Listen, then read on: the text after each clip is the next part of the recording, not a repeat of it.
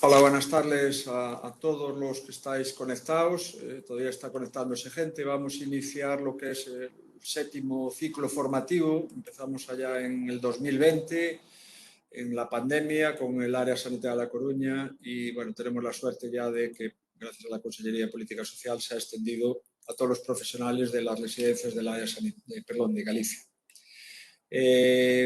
Vamos a hablar de un tema importante, luego os presentaré también a las personas que me acompañan, pero me gustaría que hiciera la breve inauguración oficial que va a hacer el doctor Acevedo, el director xeral de Mayores e Integración Sociosanitaria, que, como siempre, cada vez que se lo pedimos, pues nos acompaña y va a hacer la inauguración del ciclo correspondiente al año 2024.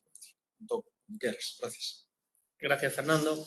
Pues nada, para mí es un placer pues estar un año más aquí en mi casa, en el Chuac, y con mis amigos, pues que además de compañeros pues son amigos, pues para poner en marcha pues una nueva pues edición, ¿no? del programa formativo que desde el área sanitaria de Coruña y en concreto desde la unidad de coordinación de residencias que dirige Fernando, pues se lleva haciendo ya unos cuantos años.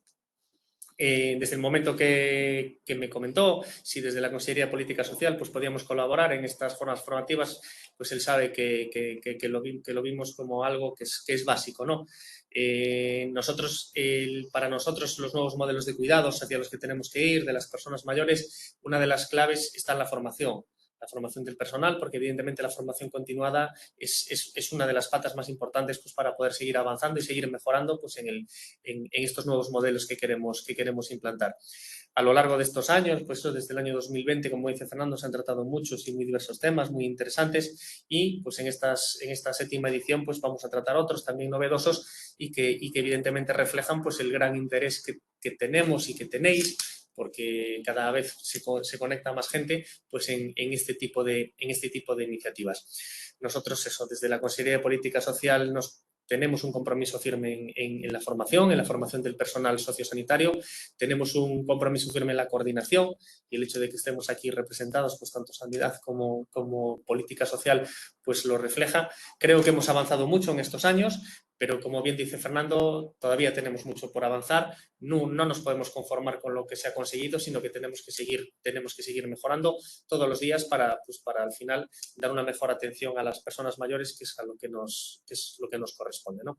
Yo no me enrollo más, simplemente agradeceros pues el interés de estar ahí, el conectaros y que desde tanto la unidad de coordinación como desde nosotros os seguiremos pues ofreciendo posibilidades de formación para que todas aquellas personas que tengan ese interés pues tengan la capacidad y tengan la posibilidad de hacerlo. Muchas gracias y queda inaugurada la séptima edición de las jornadas formativas. Gracias, Antón, por tus palabras y por tu siempre disposición. Tenemos un año por delante todavía, por suerte, y seguramente vamos a hacer muchas actividades formativas, algunas online para que puedan estar al alcance de la mayoría de la gente y otras presenciales. Os iremos enviando la información correspondiente. Y ya pasando al tema por el que estáis todos ahí concentrados y pendientes, vamos a hablar de un tema importante que a todos los centros de mayores, alguno de discapacidad también es un tema de competencia, que a todos nos preocupa y que creo que tenemos mucho camino de mejora. Para hablar de la planificación al final de la vida en la demencia avanzada, nos acompaña una persona que se incorporó en los últimos meses a nuestro equipo, es la doctora Laura Gamonal, médica especialista en geriatría, que aunque lleva poco tiempo en nuestro equipo, sí es cierto que tiene mucha experiencia, más de 8 años, trabajando en otra área sanitaria, en las residencias y en el campo de la geriatría. Le vamos a dar la palabra, nos va a ayudar también a la otra persona que está a su izquierda, que es Mercedes Domínguez, la enfermera geriatra referente de enlace de la Unidad de Coordinación de Residencias y que también se maneja en todos los aspectos informáticos, por lo cual su ayuda también es inestimable.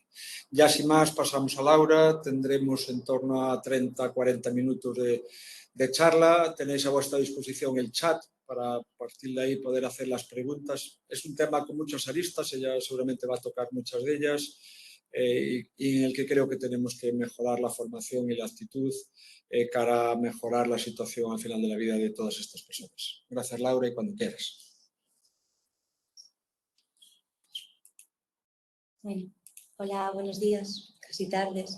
La verdad que veníamos hoy Mercedes y yo hablando de un aspecto similar a este. Bueno, me contaba la historia de una paciente que se había ido con insulina a casa y que su familia sabía pincharla porque era lo que le habían dicho, pero no le daban al botón y por lo tanto la paciente siempre tenía descompensaciones glucémicas. Entonces, lo que quiero dejar claro antes de empezar esta sesión es que para planificar primero hay que informar. Lo importante es que los familiares tengan toda la información y de la manera adecuada para que luego podamos planificar los cuidados. En España hay 1.200.000 personas que sufren demencia. Es el tercer país de Europa con más casos de demencia después de Francia e Italia. Y esto, bueno, pues condiciona que sea una patología con la que estamos muy familiarizados porque además en las residencias sociosanitarias es muy prevalente. De estos, solo un 9% tiene acceso a unos cuidados paliativos, lo cual llama la atención porque es una enfermedad que también es una enfermedad terminal y por lo tanto cumple criterios adecuados para derivar a estos pacientes en la fase final de vida a unidades de cuidados paliativos que puedan gestionar la fase avanzada. Esto repercute en que... Espera un segundo, sí, vamos a compartirlo bien, ¿vale? Vale.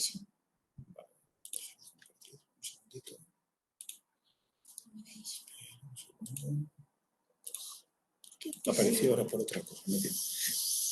Vamos a ver. Ahora sí. Esto quizá también es culpa nuestra, que los familiares no entiendan que la demencia es una enfermedad terminal, a lo mejor es porque nosotros no le transmitimos eso. Y de hecho, en el Plan Integral de Alzheimer y otras demencias del Ministerio de Sanidad, la palabra paliativos únicamente aparece 5 veces en un documento que es muy extenso, de hecho yo creo que llega a 94 páginas. Pero la demencia cumple todos los criterios de enfermedad terminal. Es una enfermedad avanzada, es progresiva, es incurable y no tenemos tratamientos que puedan revertir los síntomas. Por lo tanto, tenemos que informar a las familias y al propio paciente si tenemos la oportunidad de que esta enfermedad va a evolucionar hasta un estadio en el cual cumpliría criterios de terminalidad. Y además sabemos cómo es la progresión de la enfermedad. Podemos informar de cuál va a ser el siguiente escalón. Primero, pues existe esta escala, que es la GDS-FAS, que a lo mejor algunos están familiarizados con ella y otros no. Esta escala lo único que va dejando claro es qué se pierde, qué capacidades se pierden según progresa la enfermedad. Si os fijáis, es inverso al aprendizaje, es decir, se pierden capacidades inversamente a cómo las hemos aprendido.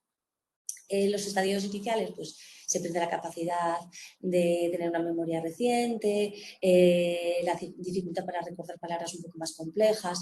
Luego empiezan otros estadios que ya se consideran estadios moderados, en los cuales hay una desorientación en lugares que conocemos e incluso hay una incapacidad de reconocer caras que no son habituales. En los siguientes estadios, que ya son los estadios que se consideran una demencia avanzada, perdemos capacidades que hemos adquirido al inicio de la vida, como son la capacidad de hablar, la capacidad de hacer nuestro propio aseo y luego las últimas capacidades, que es mantener el tronco cuando estamos sentados y erguirlo. Hay que explicar muy bien esta escala a los familiares porque el último estadio de esta enfermedad, y que es una de las complicaciones habituales de la demencia avanzada, es la capacidad de perder la tolerancia oral, la deglución. Los pacientes pierden la capacidad de coordinarlo y, por lo tanto, generalmente pueden perder la capacidad de comer y de alimentarse. Lo habitual o los criterios tradicionales de terminalidad en una demencia verían asignados por estar en un GDS 7C. Es decir, perder la capacidad para mantenerse sentado sin ayuda y perder la capacidad de hablar. ¿Qué pasa? Que vosotros, que estáis con estos pacientes habitualmente, sabéis que en este estadio se pueden mantener durante mucho tiempo, sin que exista ningún dato de molestia o ninguna complicación.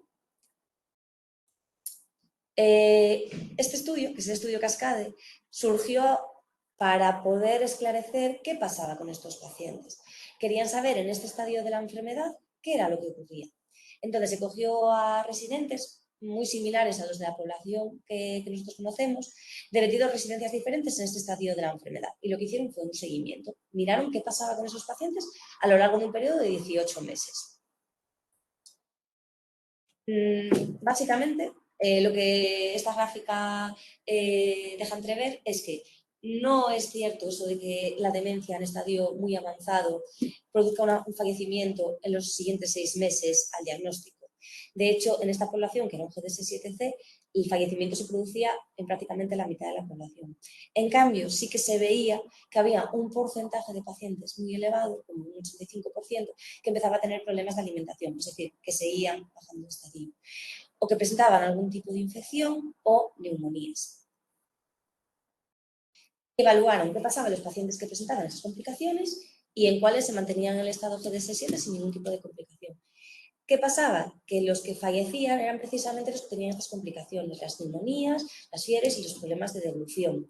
En cambio, otras enfermedades que son típicas de los ancianos, como puede ser los ictus, los infartos o fracturas, producía un porcentaje muy pequeño de fallecimiento. Pero lo más importante de este estudio es que se hizo también un seguimiento de los familiares.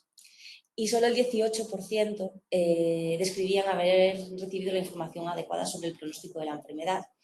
Y un tercio, más o menos, habían sido asesorados sobre las complicaciones que podían surgir y cómo abordarlas.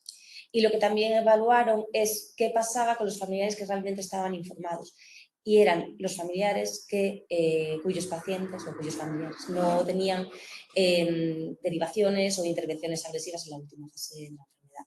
Por lo tanto, a lo mejor lo de familiar demandante es únicamente un familiar con déficit de información y por eso debemos centrarnos en dar la información adecuada para luego planificar. Planificar es únicamente estructurar una acción para cumplir un objetivo. En las etapas más avanzadas lo que tenemos es que trazar un plan para que las complicaciones que vayan surgiendo tener un objetivo terapéutico. Significa que vamos a tener ya planificado qué vamos o cómo vamos a actuar en caso de que haya una de estas complicaciones en vez de tomar la decisión en el momento agudo, que siempre es más complicado. Y de hecho, esta planificación es muy importante porque se ve que en los estadios avanzados los pacientes sufren derivaciones o medidas que a lo mejor no están orientadas a una fase final de vida y en cambio muy pocos tienen un tratamiento sintomático adecuado.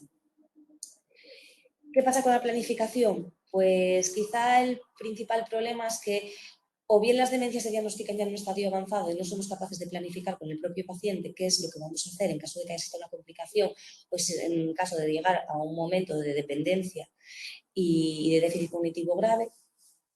Y además, en los estadios iniciales, generalmente los profesionales tampoco planificamos o tampoco intentamos que los pacientes tomen las decisiones adecuadas. No les proponemos hacer, por ejemplo, un documento de instrucciones previas. De hecho, en Galicia, menos de un 2% de los pacientes tienen un documento de instrucciones previas, los mayores de 65 años.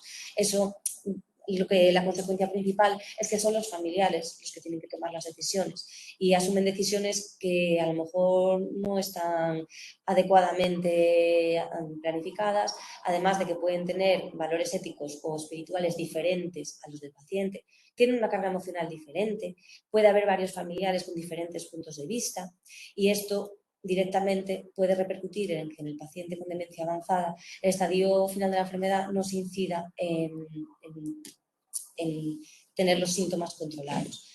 Para esto, importante que comprendan la enfermedad, que les expliquemos que es una enfermedad progresiva, que les expliquemos qué capacidades se van a ir perdiendo desde el inicio y así ellos se van preparando para este momento. Hablando de las complicaciones, voy a ir una por una para quizá aprender a transmitir la información y a planificar con esa información. En los pacientes con demencia, el 85% suele tener unos problemas de deglución, muchísimo más que en la población general. Entonces, es algo que nosotros en los estadios iniciales de la enfermedad tenemos que abordar.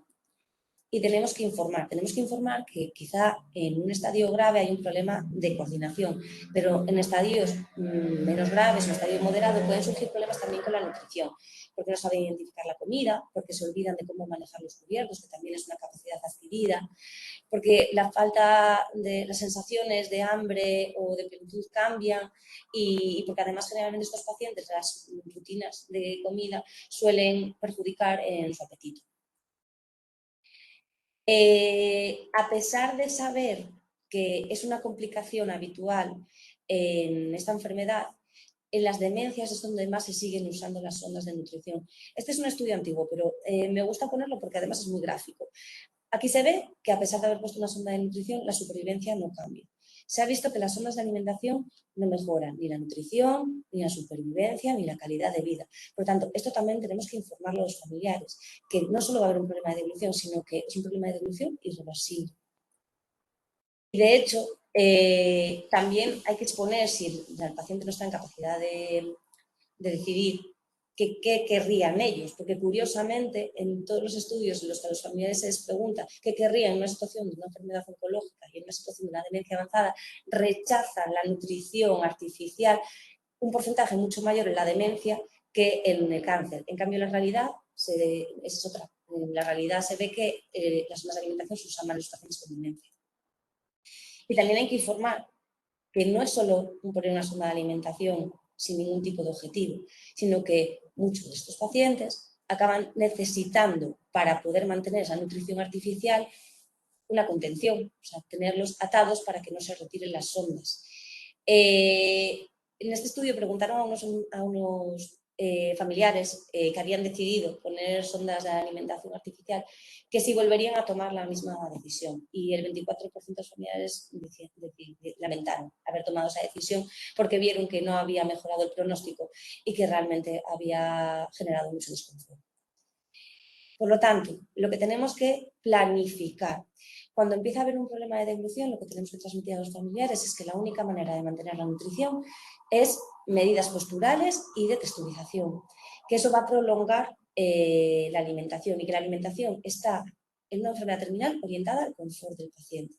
Por lo tanto, explicar que lo que vamos a hacer es mantener al paciente en una postura adecuada para que no se atragante y facilitar un poco la deglución con texturas que les sean cómodas. Esto lo traigo un poco porque me gustó leerlo. Es en un hospice de Gran Bretaña, dijeron que ellos presumían de que prolongaban mucho más tiempo la nutrición en pacientes con demencia avanzada, independientemente de que tuvieran un problema de deglución. Y lo que hacían era convertir la alimentación o la comida de ese día en un acto social. Se sentaban con ellos, conversaban, le ponían texturas de diferentes alimentos y mantenían durante más tiempo la capacidad de alimentación oral. Esto yo creo que es lo que le tenemos que transmitir a los familiares, que nosotros lo que queremos, el objetivo en una enfermedad terminal es el confort. Por lo tanto, tener una sonda y que alguien venga, le dé un jeringazo y ya está, eso a él no le beneficia y no interacciona socialmente. El tema de las infecciones es un poco más complicado porque, bueno, es algo muy habitual en los pacientes con demencia avanzada, pero también es una patología con la que estamos más familiarizados. Entonces, lo que se sabe es que un porcentaje, más de la mitad de los pacientes con demencia avanzada fallecen con antibiótico.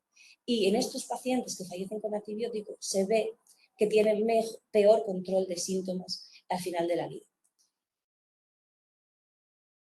Para informar a los familiares de por qué ocurre esto, tenemos que hablar de 4 cosas básicas. Uno, que el sistema inmune de un paciente anciano, obviamente, no es el mismo que cuando estamos en la edad adulta. El concepto de inmunosenescencia, que no es más que un sistema inmune perezoso. Que a los problemas de deglución lo que hacen es que la comida se vaya al pulmón en vez del aparato digestivo.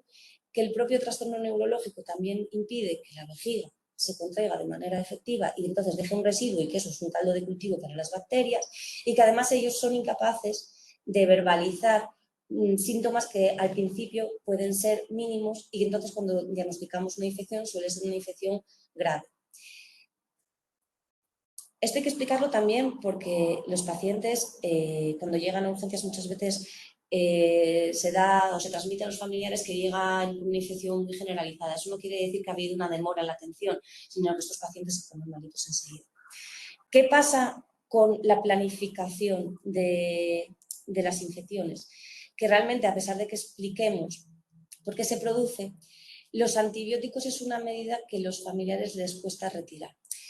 En un paciente oncológico, hacer una resucitación se sabe que no es efectiva. En un paciente con insuficiencia cardíaca terminal, una ventilación es un tratamiento incómodo y que puede repercutir en que el paciente, aparte de que no sea efectiva, sufra unas complicaciones y un déficit de cuidados orientados al confort al final de la vida. ¿Qué pasa? Que retirar un antibiótico puede hacer sentir a los familiares, porque es un medicamento con el que estamos muy familiarizados, que en realidad le estamos retirando una medicación y que ellos van a ser los causantes o los que toman la decisión de retirar una medida que es efectiva. Lo que tenemos que explicar es que ante una fase avanzada de la demencia lo que tenemos que pensar es únicamente su confort. Entonces, en realidad no es que estemos retirando algo, sino que lo que estamos haciendo es incidir en que esa persona con la infección tenga un control de síntomas óptimo. ¿Qué pasa con las úlceras? Que yo creo que también es un problema que sufrimos en las residencias. Es que le salió una úlcera y es porque hay un déficit de cuidados. Hay que explicar que las úlceras surgen por dos problemas. Uno, por factores del paciente, es decir, pues que esté desnutrido o que esté encamado, y otros factores que dependen de nosotros, de los cuidados que hagamos para intentar evitarlos. Que en el momento que aparecen y hemos pues llevado a cabo todos los factores que por nuestra parte estaban en nuestra mano, seguramente es porque hay factores del paciente que no podemos cambiar y por lo tanto esas úlceras, aparte de aparecer, es posible que evolucionen. Y hay que explicar que las úlceras no tienen un tratamiento, digamos, orientado a confort, excepto las medidas sintomáticas. Esto quiere decir que si aparece una úlcera es posible que, aunque hagamos todos los cuidados sobre ella, aparezca otra si la situación no cambia. Entonces debemos transmitir esa información para adelantarnos un poco a que aparezcan y que ellos estén preparados.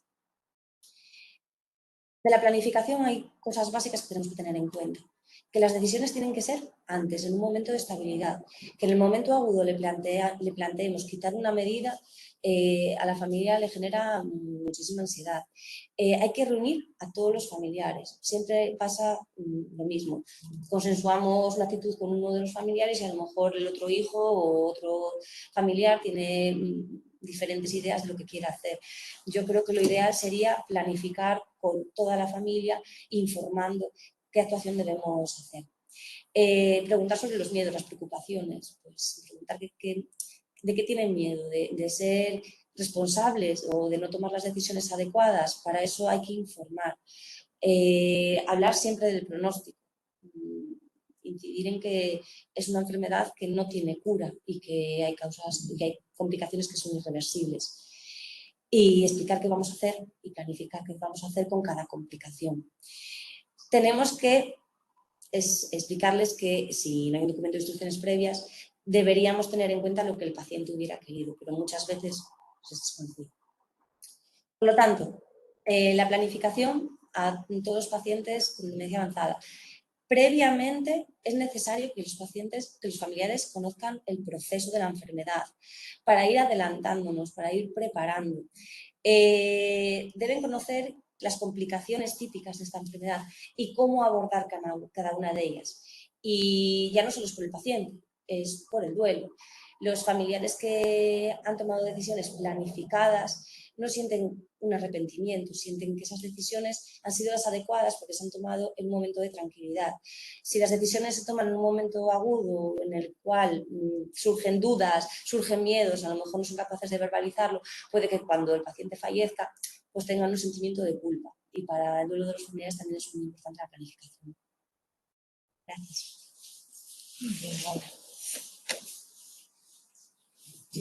No sé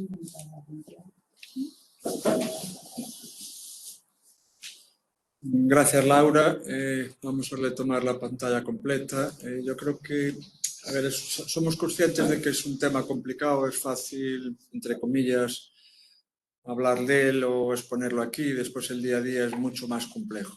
Yo creo que Laura ha tocado algunos aspectos de forma generalizada para situarnos. Sabéis que estas charlas divulgativas pues un poco están orientados a cualquier persona o cualquier profesional de residencia, independientemente de la categoría. Obviamente, para un profesional sanitario nos viene bien recordar, situarnos en el escenario todos los días, por decirlo así, y para otros, pues a lo mejor es la primera vez que oímos hablar de algo como esto, ¿no? En vuestro día a día, y nosotros también en las residencias del área sanitaria de La Coruña, pues la mayoría de las personas que hay son con deterioro cognitivo. Más allá del deterioro funcional de algunas de ellas, hay demencias muy evolucionadas. Es un terreno que tenemos que preparar con las familias, con los pacientes previamente si se hizo, conocer, como decía ella, su historia de vida, qué les gustaría, no que la decisión simplemente sea solo basada en lo que le gusta a las familias. Las familias a veces, por cariño, por miedo y por otras circunstancias, preferimos tener a nuestro ser querido maniatado y con una sonda nasogástrica para que no nos remuerda la conciencia de que se mueren por no comer. Eso no es correcto, tal y como os explicó Laura.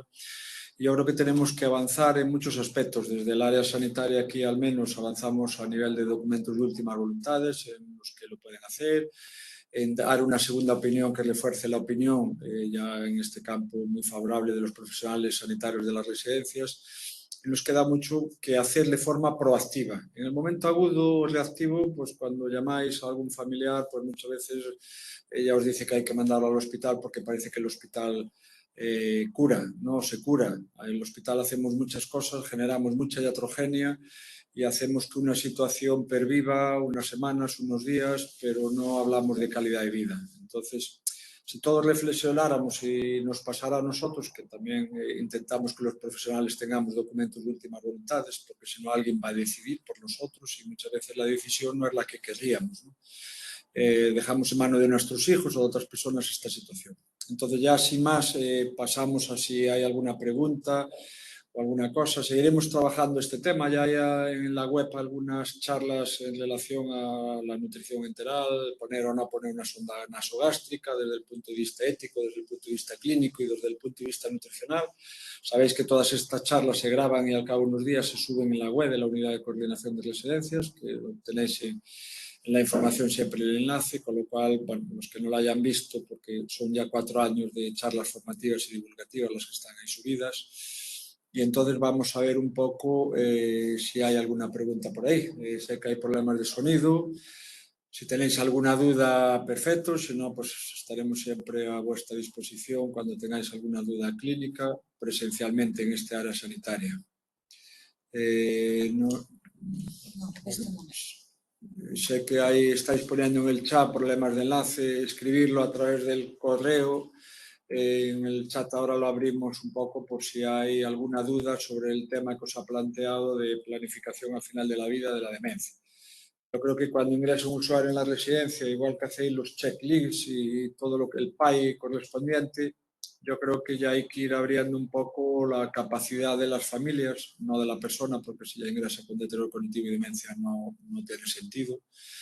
Un poco abrir el campo de lo que va a venir, tarde o temprano, pues broncoaspiran, tarde o temprano se infectan, tarde o temprano se ulceran, hablamos ya de demencias muy evolucionadas, identificadas. Y lo que vemos en este área, y es un caballo de batalla constante, una pelea mía, muchas personas vienen a fallecer al hospital, en urgencias, detrás de un biombo, en condiciones que esas sí que no son humanas. Nos quitamos el problema de encima, pero realmente el problema humano continúa ahí. Y queremos avanzar en la mejora, en la formación, en ayudaros donde lleguemos presencialmente y donde no online. Creo que no hay ninguna pregunta. Pues nada, perfecto, ha sido breve. Espero que os haya quedado claro los conceptos. Sí, ya nos vamos animando. En el estadio inicial sería conveniente tener las charlas con los familiares y el propio paciente. De hecho, yo creo que cuando diagnosticamos un deterioro cognitivo debemos informar directamente al paciente de qué probabilidad hay de que el deterioro cognitivo se convierta en una demencia y cómo evoluciona una demencia. En ese momento el paciente es capaz de tomar decisiones, en ese momento puede dejar escrito cuáles son sus preferencias. El problema es que también en ese momento no damos la información adecuada al paciente. Entonces, si luego comienza una demencia y pierde la capacidad de decidir, ahí es cuando los familiares tienen que tomar las decisiones y, bueno, pues como decía Fernando, a lo mejor no toma las decisiones adecuadas o las que él hubiera querido. Entonces, creo que es muy importante y la verdad que en el momento que un paciente ingresa en residencia, se ingresa en un estadio avanzado de la enfermedad y no tiene ninguna de las complicaciones de las que he hablado, creo que lo primero que hay que hacer es comunicarles que esto puede pasar y que es seguramente una probabilidad muy alta de que una de estas complicaciones sea lo que precipite el fallecimiento. Y con una información, pues, iniciar una planificación. Sí, te preguntan también, gracias Laura, te preguntan si hay algún documento, guía o protocolo disponible para el tema de decisiones finales. Protocolo no. Hay un documento de la SEC sobre la demencia avanzada de la Sociedad Española de Geriatría que habla de cómo planificar o, digamos, hacer una escala o un resumen de cómo podemos transmitir a los familiares qué complicaciones se van a dar y dejar escrito un objetivo. Pero el documento como tal yo lo desconozco. Tenéis bibliografía y algunos documentos sobre este tema y sobre la toma de decisiones, tanto en nutrición y otros aspectos, en el propio apartado de bibliografía de la unidad de coordinación de residencias, tanto de temas de aspectos paliativos como de toma de decisiones, tanto en el apartado de geriatría como en el apartado paliativo. Ahí podéis, a lo mejor no específicamente ese protocolo que decís, pero sí documentación bibliográfica para revisar. Decís en el chat que es un tema complejo, muy complejo para el que la sociedad probablemente no hemos avanzado. Antes convivíamos los que ya tenemos algún año más con la muerte y sabíamos un poco y la gente no pensábamos que el hospital solucionaba todo, ahora pensamos que el hospital soluciona todo. Tenéis que lidiar en el buen sentido con familias, hay todo tipo de familia, hay diversidad de opiniones y yo creo que esa planificación tiene que tocar todos esos aspectos de ir hablando. Primero los profesionales tenemos que, y todavía a veces oímos los médicos muchos conceptos como el no darles de comer es dejarlos morir de hambre. No, esa es una situación que ética y legalmente no se sostiene, ¿vale? Porque la alternativa a eso pues, es sujetarlos, ponerles una sonda nasogástrica, una PEG u otras medidas que son agresivas y que desde luego no van a aumentar la supervivencia ni la calidad de vida de esa persona. Y seguramente esa persona, si pudiera manifestar, y seguramente más de uno lo ha hecho, no querría vivir así, pero la decisión la toma la familia conjuntamente, siempre que el código médico deontológico lo esté de acuerdo, ¿no? Pero siempre hay dos caminos a nivel, hablando de aspectos nutricionales. Nosotros el año pasado, el anterior, hay un concepto de que en las residencias hay muchas ondas nasogástricas, PEG. Nosotros en esta área sanitaria en el 2021-22 evaluamos y realmente hay menos de lo que la gente dice. Cada vez hay menos. Antiguamente muchos son personas que llegan al hospital y es más fácil mandar poner una sonda nasogástrica que hablar este proceso y luego os llega con la sonda nasogástrica y eso es mucho más complicado de retirar. Pero yo creo que es un tema que hay que trabajar, que hay que tener los conocimientos oportunos, cualquier profesional, porque esos comentarios que a veces se oyen no parten de los profesionales sanitarios propios de la residencia, sino del gerocultor, que tiene su formación en algunos campos. Y yo creo que estas charlas también deberían valer para que los equipos de trabajo de las residencias, no los sanitarios o los de menos profesión sanitaria, pues reflexionaran y hablaran este tema, porque no hace ninguna ayuda. También lo comentaba Laura hace un momentito, de que a veces llegan vuestros usuarios en una situación muy mala, porque previamente ya estaba mala, en urgencias, al menos de este hospital, y me imagino que es en todos, se le hace una analítica y de repente aparece una deshidratación importante. Esa deshidratación no se puede traspasar la queja de que en la residencia no le dan de comer y beber, porque esa deshidratación se produce en muy pocas horas. Entonces, los comentarios que hacemos a veces inadecuados los profesionales sanitarios en el hospital los hacen mucho daño. Y viceversa, a veces comentarios fuera de contexto y la proporción de información por personas que no son las que le debieran dar en las residencias también hacen que las actitudes de la familia puedan ser distintas. Nos dicen por aí... Temos unha duda por si necesita respaldo jurídico a hora de facer unha planificación. No. Sobre todo se hai interferencia entre o que di o paciente e o que di os familiares. A ver, Como lo que dice el clínica. paciente, o sea, en caso de que el paciente esté con la decisión la tiene que tomar él, el principio de autonomía. En caso de que el paciente ya esté en caso de una demencia avanzada, A ver, hay casos en los que tienes que comunicarlo por ensañamiento, porque a lo mejor en ese momento las decisiones clínicas que está tomando el familiar están perjudicando directamente al paciente, pero no sé si existe en concreto un elemento jurídico que avale esto. No, yo creo que, bueno, no elemento jurídico, algo, y además yo he tenido que hacer uso del mismo personalmente. A veces hay diferencias de opinión entre los profesionales sanitarios, médicos en este caso, a favor de nutrir, o sea, con sonda, a favor de hacer determinadas cosas y de no parar. Hablamos de no hacer adecuación del esfuerzo terapéutico o limitación del esfuerzo terapéutico y hablemos de ensañamiento terapéutico, que eso es lo que, en mi opinión, es. Y a veces las familias opinamos o opinan lo contrario. Y ahí hay un problema siempre legal, ético, deontológico, como queramos llamarlo, y a veces tenemos que tirar, y yo así personalmente lo hice en su momento con un familiar, del comité de ética asistencial. En todas las áreas sanitarias hay un comité de ética donde se pueden plantear estas divergencias de opiniones en el sentido de decir los médicos quieren esto y yo no estoy de acuerdo. Pues bueno, o los médicos de la residencia me plantean esto, los médicos del hospital. Ahí la línea no siempre es tan clara, pero de verdad que es mucho más fácil si lo hablamos y lo planificamos, la toma de decisiones, y siempre habrá el caso complicado de incluso que dos hijos opinen diferente. Y ahí tenemos un problema. Por eso lo ideal, vuelvo a decir, que mientras no tengamos deterioro cognitivo, que algunos ya estaremos empezando, no lo sé, pero que debiéramos dejar planificado y por escrito las decisiones que vaya a tomar nuestra familia hacia nosotros, ¿no? ¿Qué más hay por ahí? Depresión.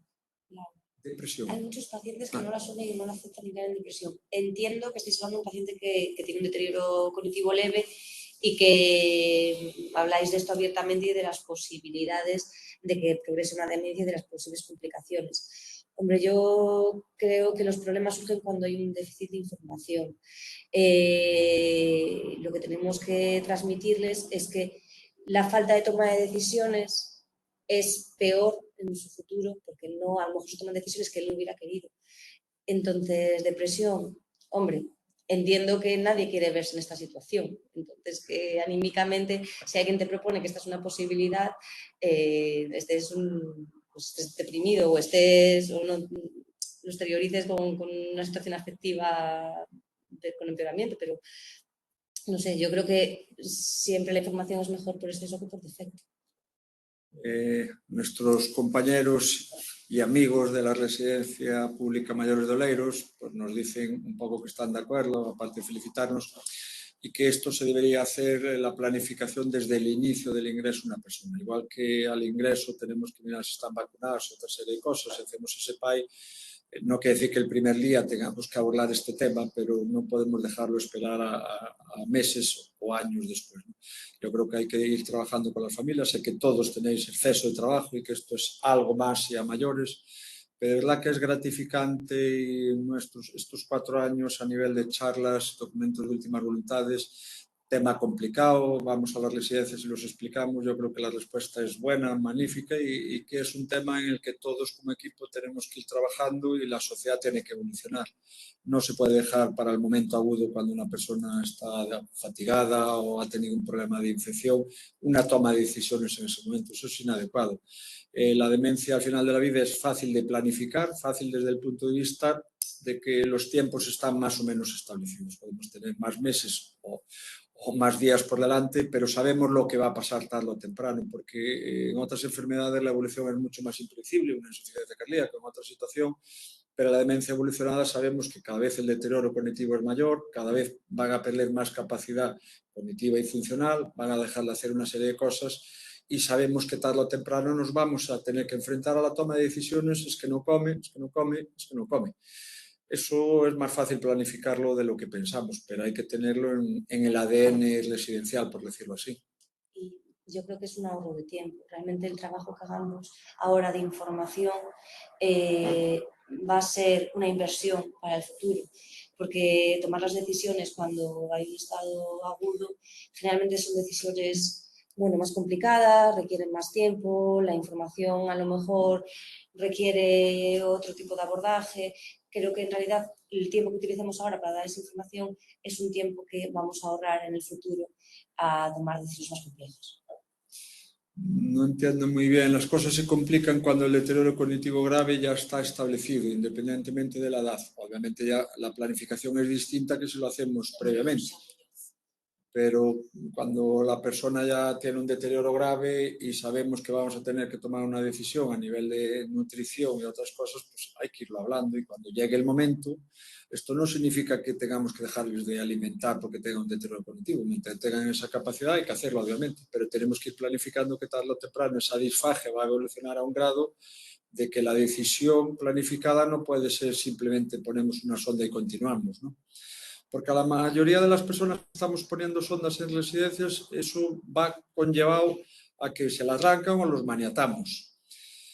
Porque claro, ponerla es fácil desde el punto de vista técnico, pero los usuarios que también todavía tienen cierta capacidad de movilización con la mano, se las arrancan y están viniendo constantemente a urgencias o los dispositivos sanitarios a ponerse. El siguiente paso es que los maniatamos o ponemos manoplas o una serie de cosas para que nos arranque la sonda. Pues humanamente creo que, en mi opinión, a mí no me gustaría acabar así. Cada uno que reflexione y que evalúe. Entonces tenemos que planificar. ¿Qué dicen por ahí? Estaría ben esta formación para as familias. Sí, aquí en el área vamos a iniciar alguna cosa ya hemos hecho, trabajo social va también a hacer algún aspecto a este nivel y después individualmente vamos hablando con las familias. Yo creo que efectivamente los equipos, las residencias grandes que tenéis equipos un poco más completos, yo creo que esto es un tema a hablar y a abordar, algunos tenéis psicólogos y un poco ir manejando a las familias o en grupo individualmente desde el ingreso, ¿no? Los que no lo tengáis, pues tenemos que buscar otras soluciones, ¿no? Pero primero pasa, yo creo que porque todos los profesionales tengamos claros los conceptos. Hicimos ya una charla ética también de lo que es limitación de esfuerzo, de lo que es eutanasia, de lo que es sedación paliativa, porque a veces los propios profesionales no tenemos esos conceptos claros y añadimos mucha confusión a las familias. No es lo mismo hacer una eutanasia que hacer una sedación paliativa cuando está indicado. No es lo mismo una adecuación o un rechazo de tratamiento. Y esos conceptos tenemos como profesionales dedicados al cuidado de las personas y cuidados sanitarios, tenemos que conocerlos muy bien. El que no la haya leído, tenemos una ley muy interesante de leer, que es la Ley de Autonomía, Derechos y Garantías de los Pacientes. Es una ley fácil de leer, donde pone legalmente a qué tiene derecho y cuáles son los deberes de los profesionales en materia de autonomía y principios de bioética, ¿no? En Oleiros nos dicen que efectivamente, y es una de las charlas que la tienen el día 30 de este mes, supongo que si vamos algunos nos vais a invitar, una escuela de familia. Entre otras cosas, pues abordan estos temas. Yo creo que es una labor de cada residencia. Oleiros es una residencia muy grande, con magníficos profesionales y con una capacidad que a lo mejor otras no tienen. Desde aquí, donde no se dan esas circunstancias, intentamos pues, buscar alguna persona que vaya a dar esas charlas, o de trabajo social, o compañeros de enfermería o médicos, ¿no? Y yo creo que cada área tiene que crecer en esta línea, pero desde luego el primer paso es conocer las residencias y buscar un poco la ayuda en los temas que necesiten en la toma de decisiones, que no es fácil, ¿vale? Pero yo creo que empezaríamos, y este es el objetivo de esta charla y de otras que tenéis ahí subidas a la web, conociendo de lo que hablamos. Y que no es matar a alguien, dejarlo de comer, no es matar a alguien, no tratar una infección de determinadas situaciones. No hablamos de eso. Bueno, pues creo que no hay más preguntas. Supongo que el debate, si fuera presencial, sería más largo. No caso de que haya varias familias con decisiones contradictorias. Bueno, un tema complicado y es el día a día. No hay tantas como pensamos, pero las hay. Yo a lo largo de mis 30 años de profesión médica, pues me he enfrentado a unas cuantas, ¿no? Y en alguna de ellas hasta me amenazaron con acabar mi carrera profesional.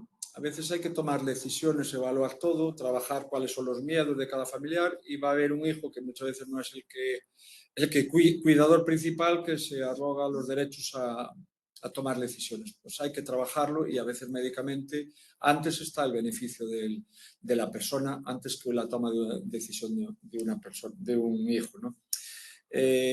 Obviamente ningún médico o ningún profesional sanitario va a hacer algo que vaya contra los principios de ética, principios legales y principios deontológicos. Otra cosa es cuando tú, eligiendo todo eso, tienes que tomar decisiones y a veces hay desavenencias familiares. Pues son situaciones muy complejas. A veces hay que pedir una segunda opinión de algún compañero médico. Bueno, hay que trabajarlo, pero es un tema también complicado. Gracias Guntín por los agradecimientos. Para nosotros, como a todos nos gustan los halagos y nos gusta estar a vuestra disposición. Sé que en el área es más fácil por nuestra presencia física y en las demás pues tenéis nuestro correo, lo que os podamos ayudar, nuestro teléfono está visible en la web para lo que podáis necesitar y encantados de poder ayudar a todas las residencias de Galicia. Si hubiera una medida de apoyo a nivel jurídico para esa persona, a veces hay que poner en conocimiento de la Fiscalía determinadas situaciones, ¿vale? Pero yo creo que eso, de verdad que son casos muy puntuales y que a veces hay que tirar del Comité de Ética Asistencial, como os decía, que da refrendo a los sanitarios o a la familia, no necesariamente la opinión que prevalece es la de los sanitarios muchas veces. A veces es la familia la que quiere que paremos y nosotros somos los que empujamos, que aquí son aspectos diversos. Muchas veces basado en conceptos ideológicos religiosos, los profesionales sanitarios tomamos decisiones de no parar y las familias son las que nos plantean que hay que parar y nosotros basado en no sé qué continuamos. Es decir, eso también hay que plantearlo a los comités de ética o a una segunda opinión. El debate daría para los dos frentes. De verdad que creo que son muy pocos casos los que, si lo trabajamos, en los que hablamos y explicamos y con la paciencia debida y con los conocimientos debidos, yo creo que no son tantos. Algunos siempre va a haber porque cuando metemos a la judicatura y a la legislación siempre hay casos complicados, pero no tanto. Una medida de apoyo prevalece totalmente. Bueno. Ya os dejamos, si tenéis alguna duda nos lo mandáis al correo, os intentamos ayudar a lo que podáis. Cuando queráis subís a la web y visitáis algunos documentos en relación a esto y algunas charlas de vídeos. Hay una sesión en concreto que dura varias horas muy instructiva sobre la nutrición integrada al final de la vida, que yo creo que nos puede servir para seguir mejorando los conocimientos. Y sin más nos despedimos. En principio, si no hay novedad, os mandaremos la información oportuna el 22 de febrero. Tendremos la siguiente sesión, que si no hay cambio en relación al tema que vamos a tratar, como repito, lo notificaremos previamente. Vamos a abordar otro tema que yo creo que también hay que hacerlo y mejorarlo, que es aspectos básicos en la reanimación cardiopulmonar básica. ¿Qué hacer y qué no hacer? Lo vamos a abordar desde el punto de vista online, seguramente lo vamos a emitir desde un centro de discapacidad que está previsto, pero toda esa información os lo vamos a dar pronto. O sea que gracias y como siempre, Laura, magnífica. Mercedes por su ayuda, Tarsi que está ahí en la sombra, que es el que nos apoya siempre y el que habla pues os da su más sincera enhorabuena a todos por la labor en el día a día, que no siempre es agradecida, pero soy consciente de que os pedimos muchas cosas y a veces no es fácil, pero desde luego en vuestro día a día merecéis un aplauso grande. O sea que hasta pronto.